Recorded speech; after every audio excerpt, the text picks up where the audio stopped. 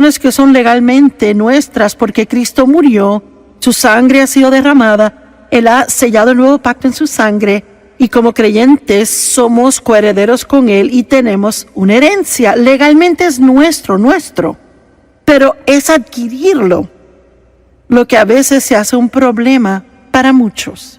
Los israelitas salieron de esclavitud en Egipto, eran esclavos en Egipto. Es equivalente a ser esclavo al pecado.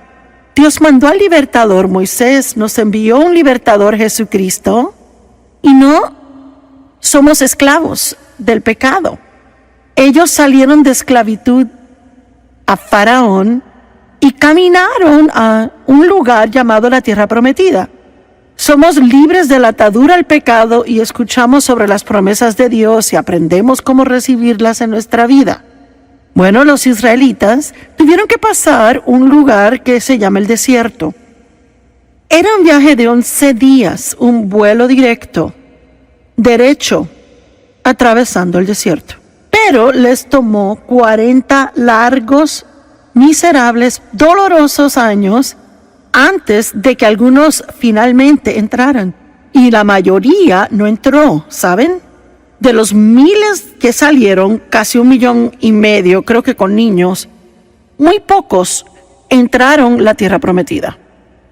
Josué, Caleb y algunos de los niños que no tenían la edad de responsabilidad cuando finalmente Dios se hartó con ellos y dijo, no entrarán en la tierra prometida.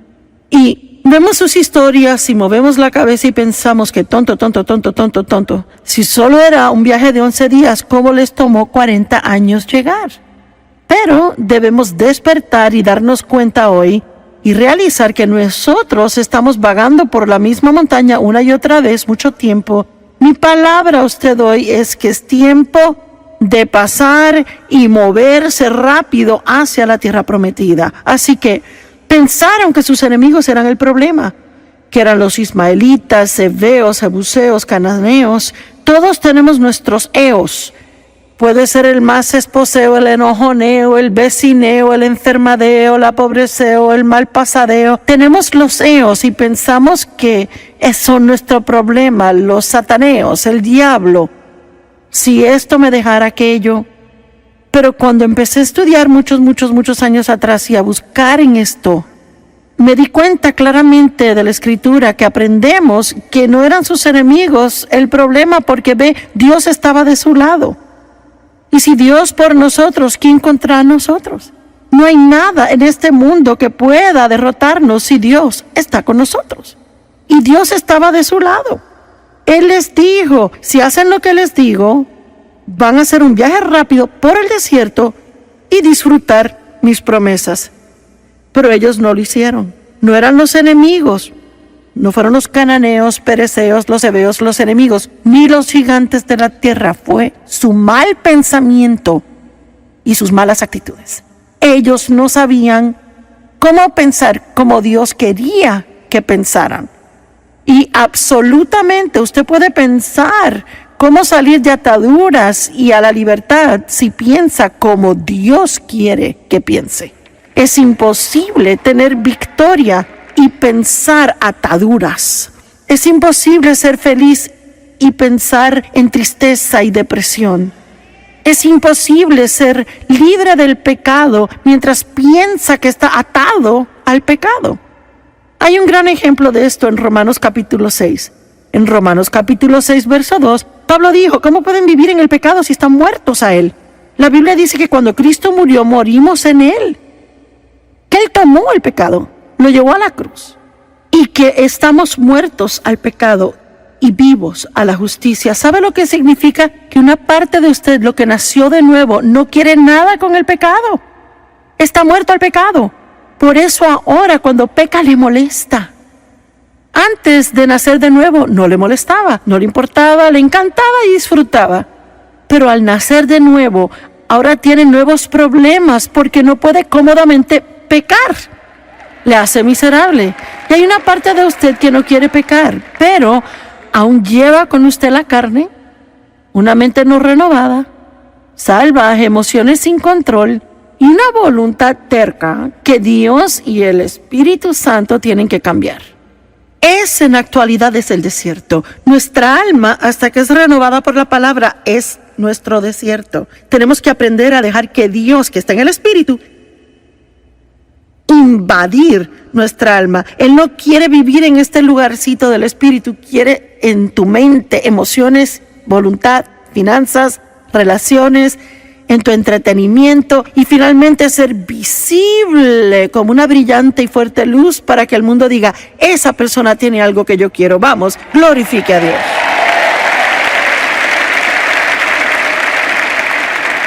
Y Romanos 6:2 dice, estamos muertos al pecado, pero Romanos 6:11 dice, ahora considérense muertos al pecado y vivos para la justicia. Amo eso porque dice considere, es un proceso de la mente. Y puede decir que Romanos 6:2 dice, está muerto al pecado, pero Romanos 6:11 dice, piense ahora que está muerto al pecado, crea que está muerto al pecado. Y decimos, estoy muerto al pecado, y cantamos coritos de ser libres en Cristo, pero nos da miedo el pecado.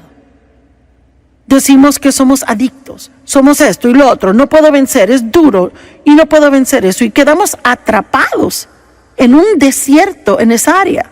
Tenemos que pensar como Dios piensa y decir lo que Dios dice. Y eso va a ayudarnos a avanzar a través del desierto y comenzar a vivir en las promesas de Dios. Usted puede controlar su pensar con la ayuda de Dios, con mucha ayuda del Espíritu Santo, depender del Espíritu, puede controlar sus pensamientos, pero no hasta que aprenda en la actualidad a hacer un inventario de sus pensamientos. Yo le llamo pensar acerca de lo que está pensando. Donde la mente va, sigue el hombre. Si no le gusta su vida, vaya a casa, tenga una reunión consigo mismo y piense de qué ha estado pensando. En vez de culpar a los demás, tenga una reunión consigo mismo y pregúntese si es tiempo de que se deshaga de ese pensar súper mal. Amén.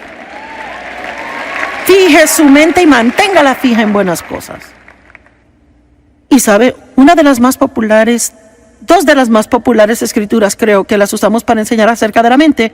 2 Corintios 10, 4 y 5, las armas de nuestra guerra no son carnales, sino poderosas a través de Dios para echar abajo fortalezas, derribando imaginaciones, razonamientos, teorías, llevando cada pensamiento cautivo a la obediencia a Cristo.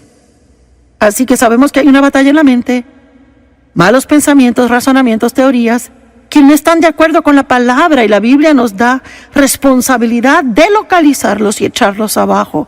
Y realmente no es nuestra responsabilidad solos, porque cuando comienza a depender del Espíritu Santo y dice, Señor, ayúdame a que yo esté al tanto cuando pienso mal. Solo ore, Dios, hazme consciente cada vez que piense malos pensamientos. No me dejes estar ahí sentado pensando idioteces. Hazme saber cuando piense malos pensamientos. Y al comenzar a orar de esa manera, empezará a realizar, yo no necesito pensar así. No debería pensar eso. Eso no está en orden con la palabra. Y la forma en que las fortalezas en la mente se derriban es siendo diligentes estudiantes de la palabra de Dios, lo cual es parte de lo que hacen aquí hoy. Les aplaudo porque sacaron un viernes. Digo, viernes social. La semana de trabajo acabó y pudieron hacer muchas cosas. Pudieron haber estado gastando el cheque en algo que no iba a hacerles bien, o pudo haber estado en otro lugar donde no tenía que estar, o se pudo quedar en la casa, en el sofá, cansado. Pero está aquí, acá, miles de ustedes, hasta allá arriba en el edificio, estudiando la palabra de Dios y adorando. Les aplaudo. Pero también tengo que decirles, y no es para desanimarles, que esto no es suficiente para que caminen en victoria. Tiene que levantarse y estudiar en la mañana. También orar más, adorar más. Ir a la iglesia al otro día, quizás ir a una iglesia al otro, ir a otra semana a la iglesia, ver el programa los 5 días de la semana. Programe mensajes en su iPad, reciba un devocional en el celular, estudie la palabra. Pronto verá que pensará completamente diferente. Romanos capítulo 12, verso 2 dice, no os conforméis a este mundo, sino sed transformados, completamente cambiados por la entera renovación de la mente, a fin de probar para sí mismo cuál es la buena, perfecta y aceptable voluntad de Dios. Gracias, y yo les amo. Jeremías 4:14 dice: ¿por cuánto tiempo morarán pensamientos grandemente ofensivos en usted? Y amo eso. Jeremías 4:14: ¿por cuánto tiempo grandemente ofensivos pensamientos morarán en usted? Lo primero que localicé y que sentí, ese fue el problema de los israelitas, que contribuyó a que tardaran tanto en tener victoria, y la razón por la que muchos nunca tuvieron victoria. Y ahora saben, tristemente hay muchas personas que creen en Jesús y que irán al cielo, pero nunca disfrutarán victoria en la tierra. ¿Sabía eso? No tiene que tener victoria para ir al cielo, es salvo por la sangre de Cristo. Pero disfrutar la jornada, para eso hay que tener victoria. Y pienso que para ser testigos a otros, tienen que ver que Dios obra en su vida. Amén. Así que lo primero que noté es que hicieron algo donde no tenían positividad de visión del futuro. Hablaban siempre del pasado. Pensaban que su pasado dictaba su futuro. Y estoy aquí para decirles que no importa lo que haya sucedido en el pasado. No importa lo que suceda en su vida ahora. Eso no tiene poder para estorbarle en que tenga un asombroso e increíble futuro si aprende a ver todo en el Espíritu. La Biblia dice en Isaías 11 que Jesús no miraba ni decidía cosas por el oír del oído ni por la vista del ojo. Él veía con ojos espirituales y oía con oídos espirituales. Y todos tenemos oídos en la cabeza y ojos en la cabeza, pero también los tenemos espiritualmente. Con los naturales vemos lo que pasa alrededor, vemos lo que pasa en la vida, pero con los ojos espirituales vemos lo que no se puede ver con estos. Vemos con una actitud de fe y decimos: Dios dice que tengo un buen futuro y yo creo que puedo tener un buen futuro. Recientemente estaba en un Starbucks en el estado de Utah. Una mujer me reconoció y comenzó a hablar conmigo un poquito y dijo: le escribí a su ministerio, les conté mis problemas y así sucesivamente, y empezó a contarme sus problemas. Dijo: sí, le cuento que mira, en mi vida todos me han tirado bajo el autobús. Y claro, yo no le dije esto a ella porque no quería herirle, pero cuando salí pensé: bueno, señora, a mí también me tiraron, pero yo manejo el autobús. Amén. Bueno, y ella se detuvo al decir: me tiraron debajo del autobús. Y les cuento que ella estará sentada contándole a otros la misma triste historia de aquí a 1 año, 5 años, 10 años por igual, solo que su historia se hará más y más amarga y sonará peor y peor, porque ella no tenía esperanza de cambio en su vida.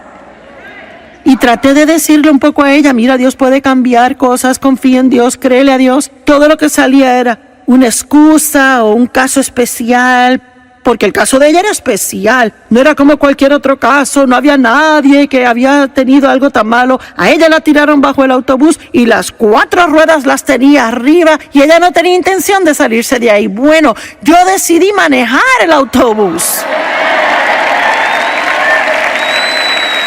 Y usted puede hacer lo mismo. Pero déjeme decirle algo, esto no es algo que otro decide por usted. Esto es algo que usted decide hacer.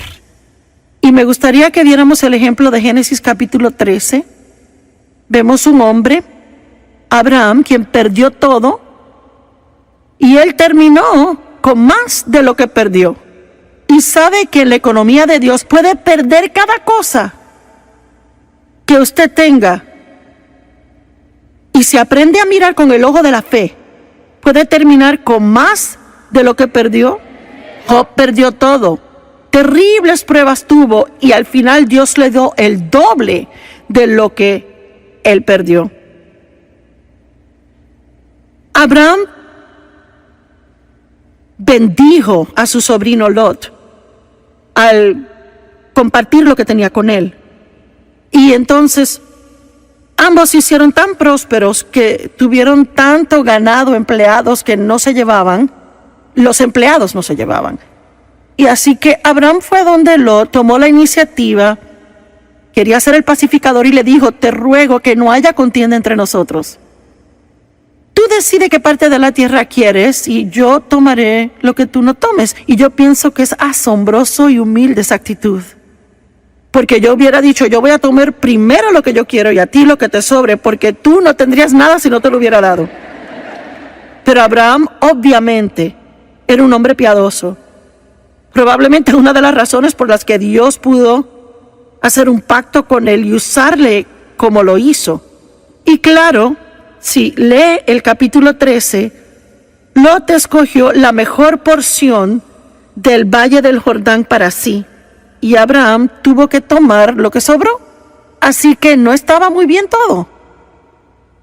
Pero en el verso 14 dice: el Señor le dijo a Abraham, después que Lot le dejó: levanta tus ojos y mira desde el lugar donde estás, al norte y sur, este y oeste, a la tierra que tú ves, yo te la daré a ti y tu posteridad. Y en el verso 17 dice: levántate y atraviesa la tierra a lo largo y a lo ancho, porque yo te la daré a ti. Así que dice dos cosas aquí, ambas igualmente importantes. Primero, mira norte, sur, este y oeste, y todo lo que tú puedes ver, yo te lo daré. Ahora, él obviamente le decía que mirara con ojos naturales, pero creo que Dios quiere decirte a ti hoy: mira el futuro y que tú ves por fe para tu vida. ¿Puedes verte fuera de deuda? ¿Puedes verte siendo dueño de tu casa? ¿Puedes verte con un carro nuevo? ¿Puedes verte con un mejor trabajo? ¿Puedes verte siendo una bendición a muchas personas? ¿Puedes verte viviendo tu sueño? Lo que sea ese sueño, siempre que sea el sueño de Dios también, puedes vivir ese sueño. Puedes verlo. Si no lo puedes ver, nunca lo tendrás. Y él dijo entonces: y lo que tú veas, a ti te lo daré. Ahora tú ve y camina, tómalo. Eso significa que tienes que tener acción. Yo tuve un sueño de Dios de predicar el evangelio. Era algo que Dios hizo nacer en mi corazón la primera vez que oí una enseñanza en cassette en el 76. Y yo estaba tan asombrada que alguien podía tomar una escritura del libro de Marcos y predicar por 1 hora y retener la atención de la gente. Y un deseo ardiente entró en mí de predicar el evangelio por el mundo, lo cual era ridículo considerando donde yo estaba, así que era de Dios. Porque digamos que yo era la última candidata para hacer esto. Así que Dios pondrá las cosas en tu corazón que no tienen sentido en tu mente. Por eso no puede vivir sin una mente renovada. Tiene que vivir en el Espíritu. Dios le mostrará cosas que son posibilidades para usted. Pero cuando lee la palabra, tiene que tomarla para usted, no como para un grupo especial de gente especial. Si cada promesa en la palabra es para usted, todas son para usted. Dios quiere bendecirle, Dios quiere promoverle, Dios quiere levantarle, Dios quiere usarle, Dios quiere sanarle. Amén. Pero tiene que verlo. Y no puede esperar a verlo con estos ojos antes de creerlo. Tiene que verlo con ojos espirituales y eventualmente lo verá con estos. Yo vivo en Missouri, el estado llamado Enséñame. Bueno, en la economía de Dios tiene que creer primero, verlo con el ojo de la fe y eventualmente lo verá en el espíritu. Pero también, aunque por fe yo reclamo lo que creo que Dios ha hablado sobre mí, me ha dado, yo reclamo las promesas como mías, aún tengo que ir y poseer esa tierra. Ahora, la palabra poseer es interesante porque si la estudia significa desposeer a los presentes ocupantes y luego tomar la tierra. Así que habían enemigos en la tierra prometida y ellos no querían tratar con enemigos. Así que no querían entrar. Querían dar vueltas y vueltas esperando que Dios hiciera algo acerca de los enemigos antes de entrar. Y Dios les había dicho que entraran. Y hay algo interesante aquí. Actualmente, en 2 años, llegaron a la frontera de la tierra prometida. Y si les llevara a Deuteronomio capítulo 1, y vamos a ir ahí ahora, Deuteronomio capítulo 1 por un segundo. Deuteronomio capítulo 1, verso 20. Y yo les dije, han llegado a los montes de los amorreos que el Señor les da. Es Moisés hablando. He aquí el Señor vuestro Dios ha puesto la tierra delante de ustedes, suban y posean. Y el Señor, el Dios de vuestros padres, les dijo, no teman ni desmayen. Entonces se acercaron a mí y dijeron, enviemos.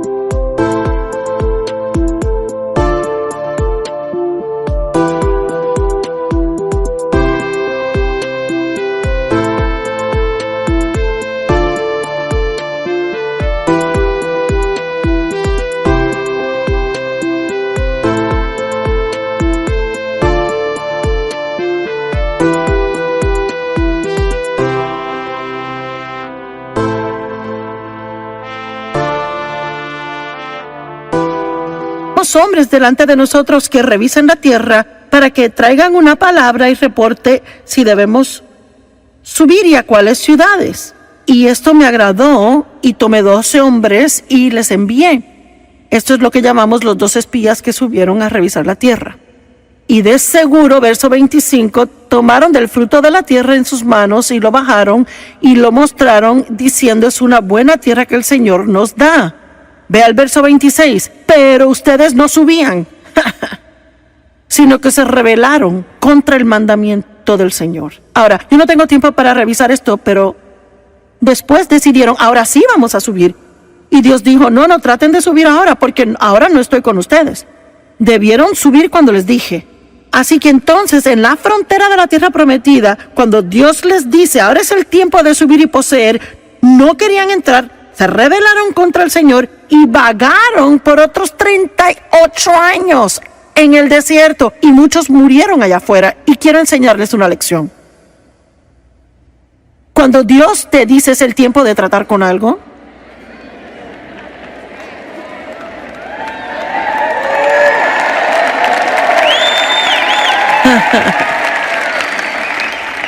cuando Dios dice es tiempo de tratar con algo, entonces hay una unción en eso para tratar con ello ahí. Y no puede demorarlo a un tiempo conveniente.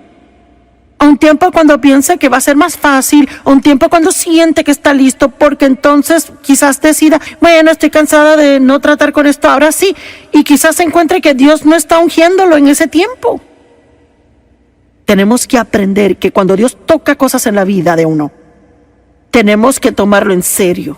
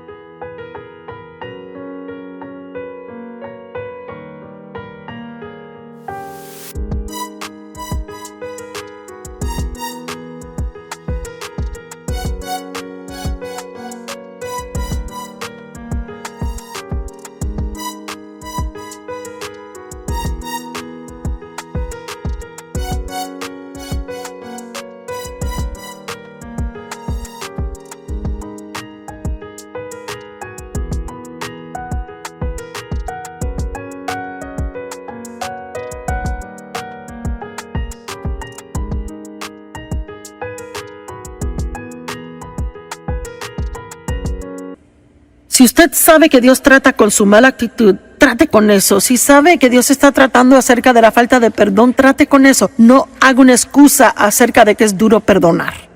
Le voy a contar algo. Odiar es duro. Es más